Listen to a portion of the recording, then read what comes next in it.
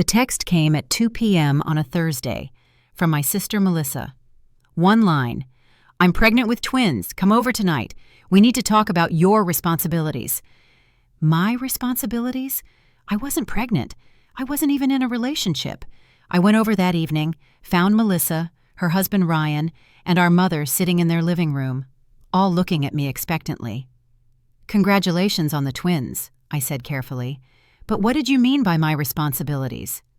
Melissa smiled, that smile she always used when she wanted something. "You're going to be an aunt to twins. That's expensive. Diapers, formula, cribs, clothes, double of everything. And since you make more money than we do and don't have kids of your own, you should help pay for it." I stared at her. "You want me to financially support your children?" "Family supports family, Iris. Mom agrees. Don't you, Mom?" Mom nodded.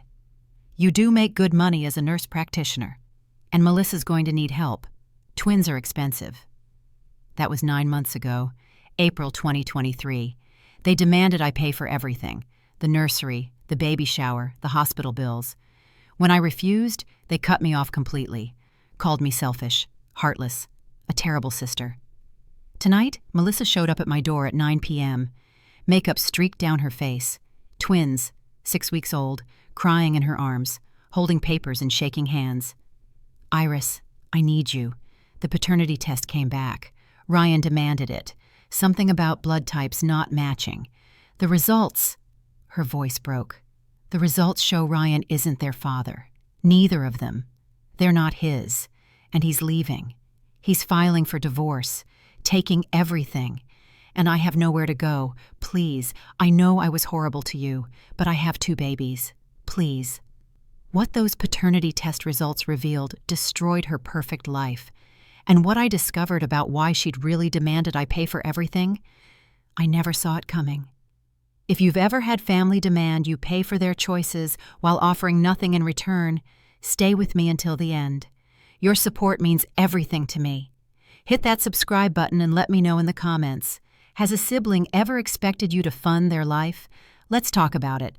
Now back to my story. Let me take you back. April 2023. My name is Iris Montgomery. I'm 31 years old, living in Atlanta, Georgia, working as a nurse practitioner at a family medicine clinic, making $98,000 a year. My younger sister Melissa is 28, married to Ryan, a real estate agent.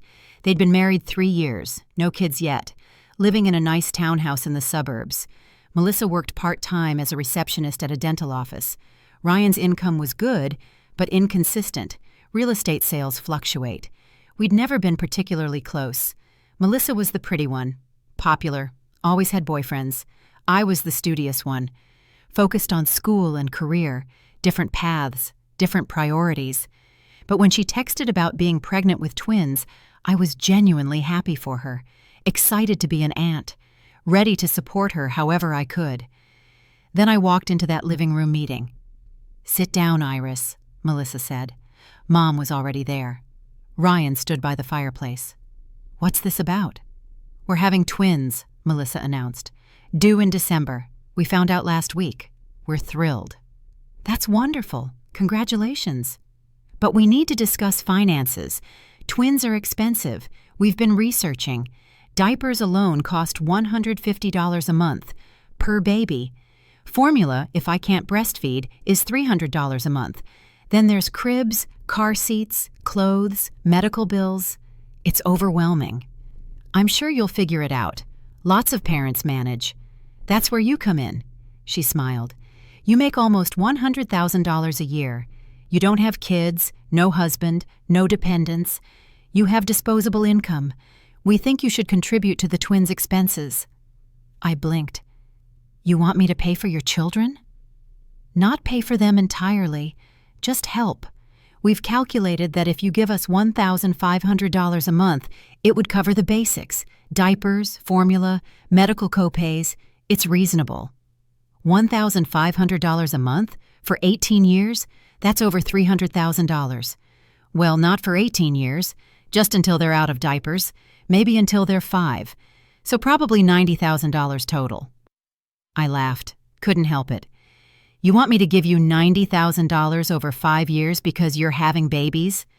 You're their aunt. Family helps family. Family helps when there's need, not when there's entitlement. Ryan, you make good money in real estate. Ryan interrupted. My income is unpredictable. Some months are great, others are terrible. Melissa's part-time job barely covers her car payment. We can't afford twins on our own. Then maybe you should have thought about that before getting pregnant with twins. Melissa's face hardened. We didn't plan twins, it just happened, and now we need help. You're selfish if you refuse. Mom spoke up. Iris, honey, Melissa has a point. You do make good money, and you're not using it on children of your own.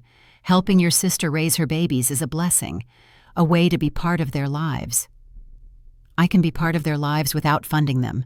I'll babysit, buy birthday gifts, be a loving aunt. But I'm not writing a check for $1,500 every month. So you're refusing? Melissa's voice went cold. I'm setting boundaries. My money is my money. Your children are your responsibility. Fine. Then don't expect to be in their lives. If you won't help financially, you don't get to be Aunt Iris. You don't get to hold them, see them, be part of their childhood. You're choosing money over family. You're the one making that choice. You're the one setting a price on family. Melissa stood up. Get out. We don't need you. We'll figure it out ourselves. But don't come crawling back when you realize you've missed out on knowing your niece and nephew. Niece and nephew? You know the genders already?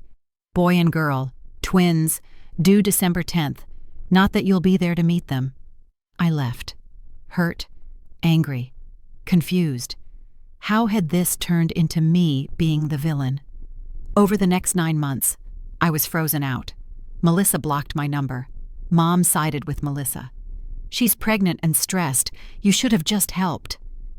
I tried to reach out once, sent a text from a work phone. I'd love to be involved. I'll help however I can. Babysitting, gifts, support. Just not monthly payments. Melissa responded, money or nothing. That's the deal. I chose nothing. Or rather, she chose nothing for me. The months passed. I saw pregnancy updates on social media before Melissa blocked me there too. Baby shower photos, nursery preparations, gender reveal party. I wasn't invited to any of it. Mom went to everything, posted photos. So excited to be a grandmother. Melissa's doing such a good job preparing. I commented once. Can't wait to meet them. Mom's response, that's up to Melissa. December came. I saw a birth announcement on Mom's Facebook. December 8th, boy and girl, Aiden and Ava, both healthy, 6 pounds each, photos of Melissa in the hospital, Ryan holding both babies, Mom crying with joy. I wasn't there, wasn't told, wasn't invited. I sent flowers to the hospital, with a card, congratulations, so happy for you both, love, Aunt Iris. The flowers were returned, card unopened. 6 weeks passed. I went on with my life, worked, came home, spent holidays alone. Mom chose Melissa's Christmas over mine. Dad sent a text. Sorry, sweetie, your mother insists we spend it with the twins. You understand? I understood I'd been replaced by grandchildren I wasn't allowed to meet. Then tonight, at 9 p.m., someone knocked on my door. Frantic pounding. I looked through the peephole. Melissa, holding 2 babies, crying. I opened the door. Melissa? Please, let me in. I have nowhere else to go. Against my better judgment, I stepped aside. She came in. Both babies were crying. She looked terrible. Unwashed hair, stained shirt, dark circles under her eyes. What's going on? Ryan left. Today. Took all his stuff. Moved out. Filed for divorce. Said the twins aren't his. That he's done. That I'm on my own. What do you mean they're not his?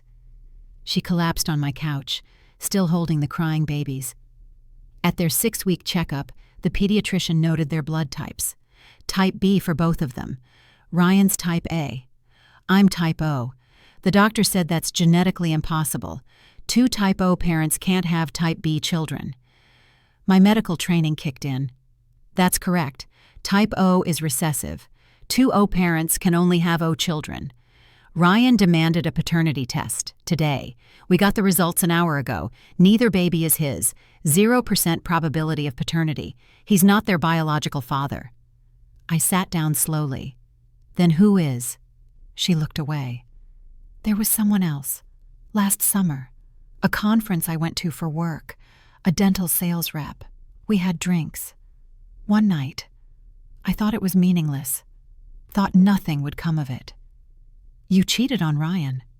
Once, one time, and I got pregnant. But I hoped they were Ryan's. We'd been trying for months. The timing could have worked either way. But they're not. No, they're his. The other guy's. And Ryan knows now. He's furious, filing for divorce, claiming fraud, saying I trapped him into 9 months of preparation for children that aren't his. His lawyer says he might sue for emotional distress. Where's the other guy? The biological father? I don't know. I never told him. It was one night at a conference. I have his first name, Marcus. That's it. I can't find him. Can't contact him. Can't tell him he has twins.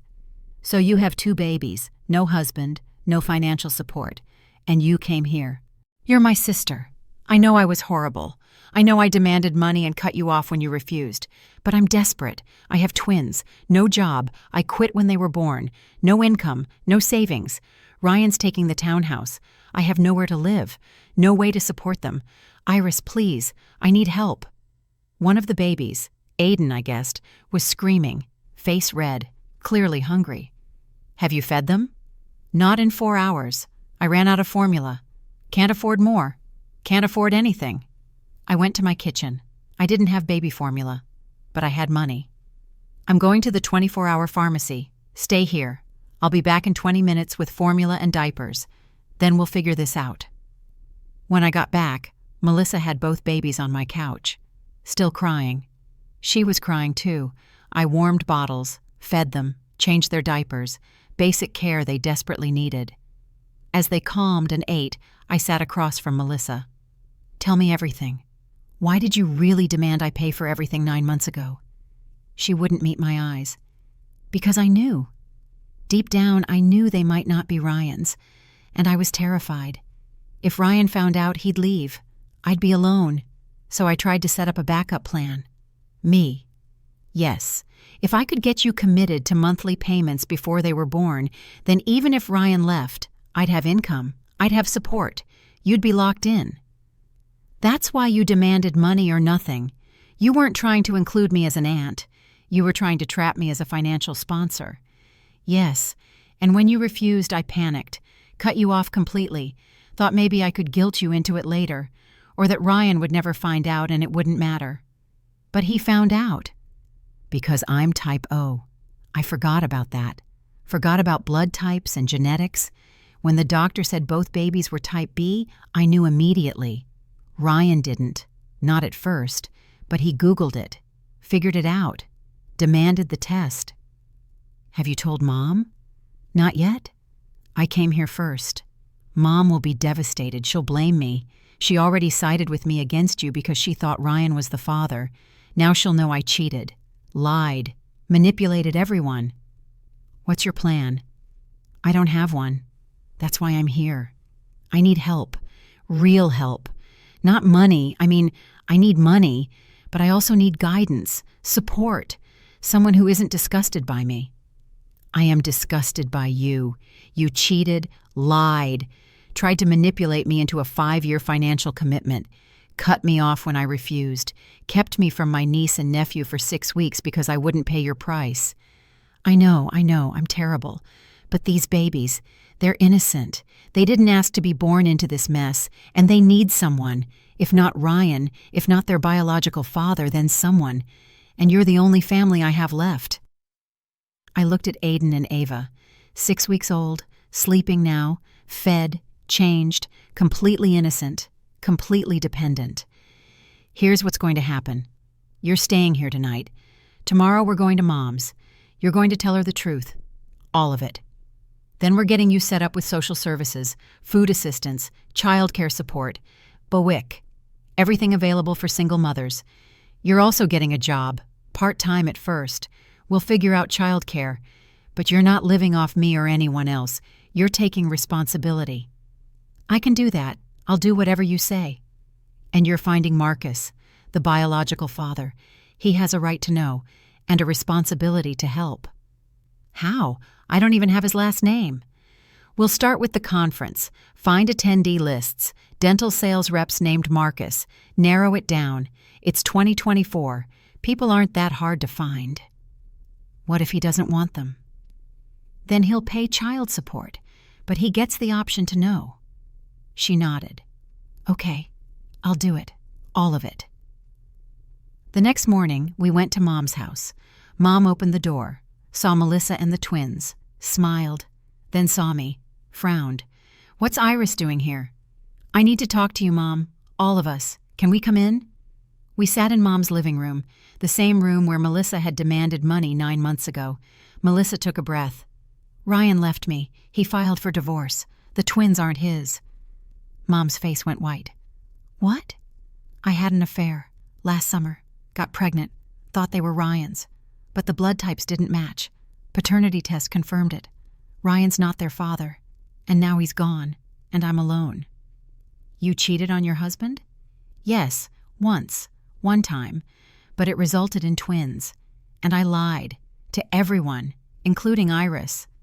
Mom looked at me. What does Iris have to do with this? 9 months ago, when I demanded she pay for the babies, it wasn't about family. It was about backup. I knew there was a chance Ryan wasn't the father, so I tried to lock Iris into financial support before anyone found out. When she refused, I cut her off, kept her from the babies, punished her for setting boundaries. Mom was silent, processing.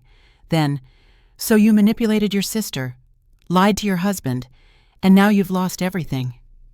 Yes, and I came to Iris last night because I had nowhere else to go, and she helped me, fed the babies, gave us a place to sleep, is helping me figure out next steps, even though I treated her horribly. Mom looked at me. You're helping her? I'm helping the babies. They're innocent. Melissa made terrible choices, but Aiden and Ava didn't. They deserve care and stability. So yes, I'm helping. What about you? Mom asked Melissa. What are you doing to fix this? Everything Iris says.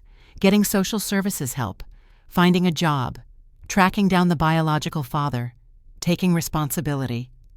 You should. You created this mess. Now you clean it up. And Iris, Mom's voice softened. I owe you an apology.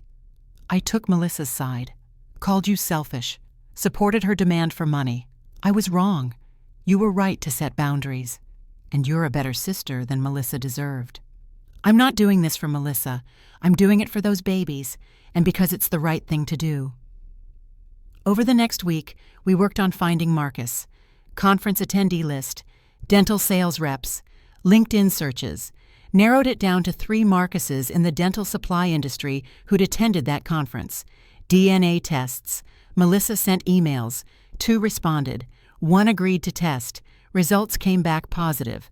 Marcus Chen, 28 years old, dental equipment sales rep, based in Charlotte, North Carolina. 99.9% biological father. We called him. Melissa told him everything. He was shocked, angry, confused, but willing to meet. 6 months have passed. The twins are 7 months old now, thriving. Marcus stepped up, not romantically with Melissa. That ship sailed. But as a father. He takes the twins every other weekend, pays child support, $1,200 a month. It helps. Melissa got a job, full-time receptionist at a medical office, makes $38,000 a year, has childcare through a subsidized program, lives in a small apartment, not the townhouse she had with Ryan, but it's hers. Ryan's divorce was finalized. He got the townhouse, his name cleared. No financial responsibility for the twins. He's moved on. Melissa doesn't blame him. Mom babysits twice a week, making up for lost time, building a relationship with the twins, and with me. She apologized formally, multiple times, for choosing sides, for calling me selfish, for missing the manipulation. I wanted to support Melissa, But I should have recognized she was wrong. You set healthy boundaries. That's strength, not selfishness. Melissa and I have a relationship now, not sisters in the way we were before, but something new, built on honesty. She's in therapy, working through why she cheated, why she lied, why she manipulated, why she thought demanding money was acceptable. I felt entitled, she told me last week. I saw your salary, saw your life, thought you owed me something, thought your money should solve my problems. I was wrong. Yes, you were. And I'm sorry. For all of it. For demanding money. For cutting you off. For keeping you from the babies. For trying to trap you. I've forgiven you. But I haven't forgotten. Our relationship moving forward is based on boundaries. Clear ones. I understand. Last month, the twins turned 7 months. I hosted a small party. Melissa, Marcus, Mom, Dad, the babies. Simple celebration. Cake, presents, photos. At one point, Melissa pulled me aside. Thank you for not turning me away, for helping when I had nowhere to go, for being the sister I didn't deserve. The babies deserved it. That's why I did it. Still, you opened your door. You could have closed it. After everything I did, you opened it anyway. Because they're my niece and nephew, nothing Melissa did changes that. I'm Iris Montgomery. I'm 32 years old. 9 months ago, my sister demanded I pay $1,500 a month to help raise her twins, said it was my responsibility as the aunt, as the one with money and no kids. When I refused, she cut me off, blocked me everywhere, kept me from meeting the babies, made me the villain for setting boundaries. Tonight she showed up desperate. Ryan had left.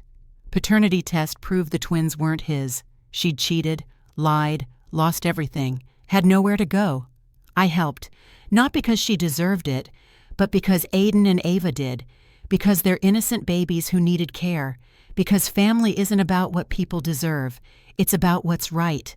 We found the biological father, Marcus. He stepped up, pays child support, takes the twins on weekends, is building a relationship with his children.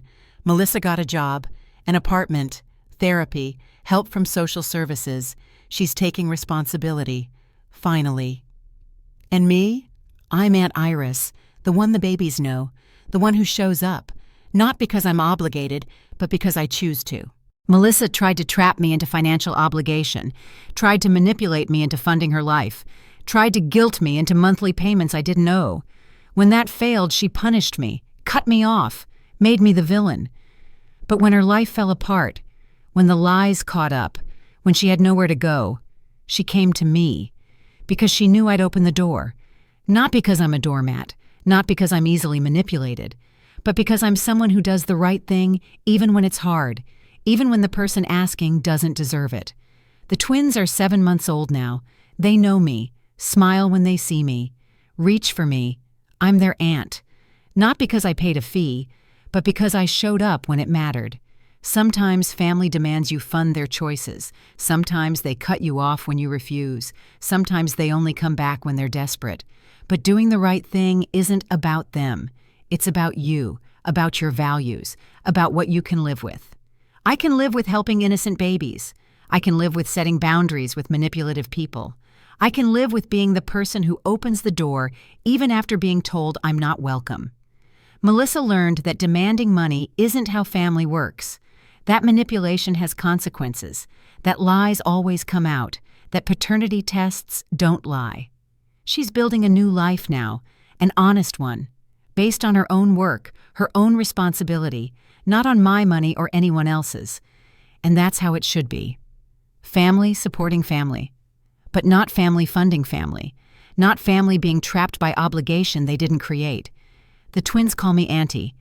They don't know the drama, the demands, the cutoff, the paternity test. They just know I'm here, that I love them, that I show up, and that's worth more than $1,500 a month ever could be.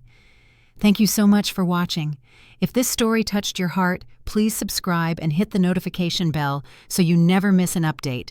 Your support truly means the world to me. And don't forget to share your thoughts in the comments. I love reading every single one of them. Each comment inspires me to keep creating stories for you. See you next time.